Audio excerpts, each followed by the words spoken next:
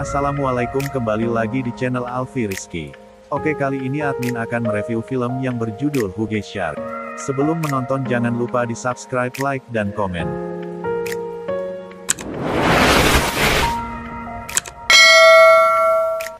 Di kapal pesiar ini terjadi masalah yang sangat menarik.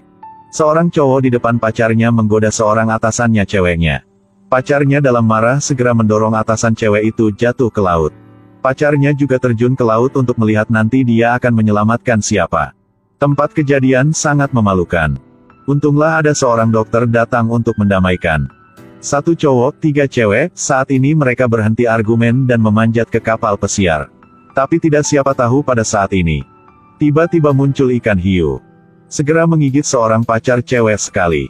Permukaan laut segera muncul noda darah, tempat kejadian tidak bisa kendali. Tapi karena kapal pesiar ini tidak menjatuhkan tangga, jadi semua orang hanya bisa berenang terpisah. Seorang dokter cewek ialah seorang menyelam terbaik. Dia berenang ke arah perahu kecil. Ikan hiu mengejar di belakang. Seorang dokter cewek memegang tongkat untuk menjaga dirinya. Sedangkan ikan hiu karena tidak merasa sesuatu yang bergerak lagi, segera berenang keluar perahu. Pada saat ini cowok dan atasan cewek segera dengan cepat memanjat ke perahu. Tapi pada saat ini, ikan hiu menyerang sekali lagi. Meskipun seorang atasan cewek sudah naik perahu dengan sukses, tapi di kakinya masih ada luka yang berdarah. Karena terlalu sakit, dia sudah pingsan. Dokter melihat itu segera diambil pakaian renang dari cowok untuk menghentikan darah gadis itu. Hentikan sementara pendarahan. Untuk dengan cepat keluar tempat ini, dokter coba tarik jangkar perahu. Tapi jangkar sudah terkunci di pulau batu kecil, tak bisa menarik. Saat ini, seorang dokter memutuskan untuk mengambil risiko. Memakai selesai perlengkapan menyelam, terjun ke air. Dengan hati-hati mengawasan keliling tidak ada siluet ikan hiu. Dengan buru-buru lepaskan tali di jangkar. Tidak beruntung, saat dia angkat kepala, ekor hiu lewat matanya. Jadi dia berhenti tindakan dan tutup hidungnya. Ikan hiu tidak merasa apapun segera berenang ke tempat lain. Seorang dokter segera muncul di permukaan, saat ini atasan cewek sudah bangun. Jadi mereka mulai kerjasama. Gunakan dua tangan untuk berlayar menuju kapal pesiar. Tapi jika mereka bersandar di tangan Anda terlalu lambat. Mereka menggunakan semua kekuatan tapi belum habis setengah jarak. Jadi mereka harus berhenti untuk istirahat. Perahu tiba-tiba berguncang. Ikan hiu datang lagi. Seorang cowok segera memegang jangkar untuk memukul pada permukaan laut. Tapi hanya mengenai sirip ikan hiu. Kali ini, ikan hiu benar-benar gila. Dia mulai menabrak perahu.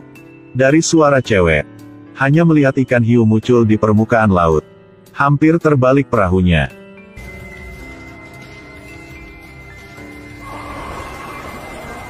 Tapi kemudian seperti gunakan semua kekuatannya, jatuh ke air tidak ada gerakan lagi.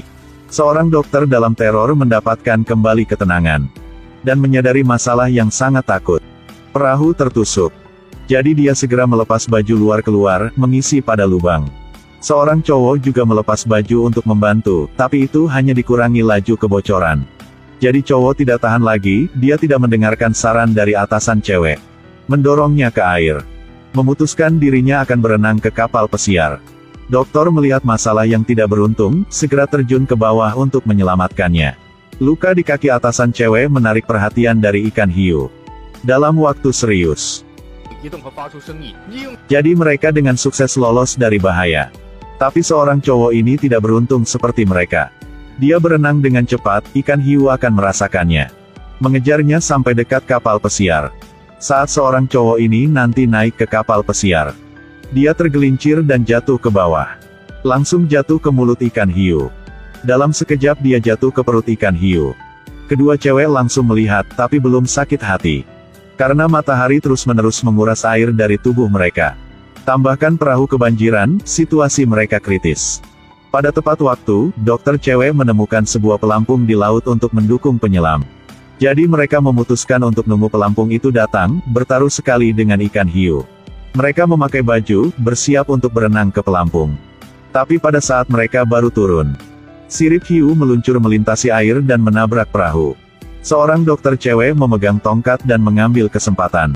Tunsukan pada punggung ikan hiu. Permukaan segera menyebar darah ikan. Atasan itu juga bersamanya memegang yang keras tongkat. Tapi kekuatan milik dua cewek terlalu kecil. 1 detik kemudian, mereka ditarik ke air oleh ikan hiu. Ikan hiu dengan sakit berenang hilang, 2 orang dengan cepat berenang ke tempat pelambung.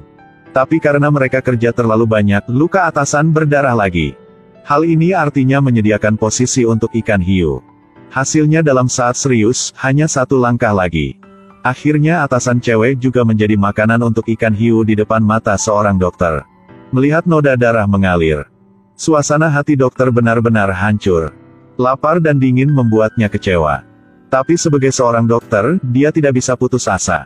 Dia diambil kotak persediaan di pelampung dan ambil air untuk minum.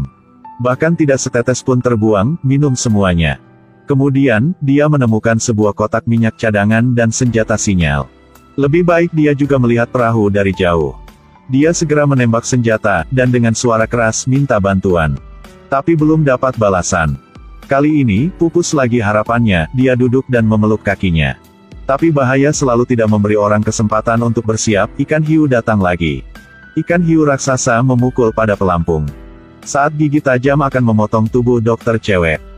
Tapi tidak berhasil. Pelampung itu menabrak pada ikan hiu dan menyelamatkan dokter. Kemudian, seorang dokter cewek menggunakan pelampung dan tombak di tangan. Dalam air berkelahi dengan ikan hiu. Akhirnya, dia menemukan pulau batu kecil. Dia segera mempertaruhkan nyawanya untuk berenang menuju pulau batu kecil. Dengan teknik renang yang baik sudah membantunya menghindari serangan ikan hiu.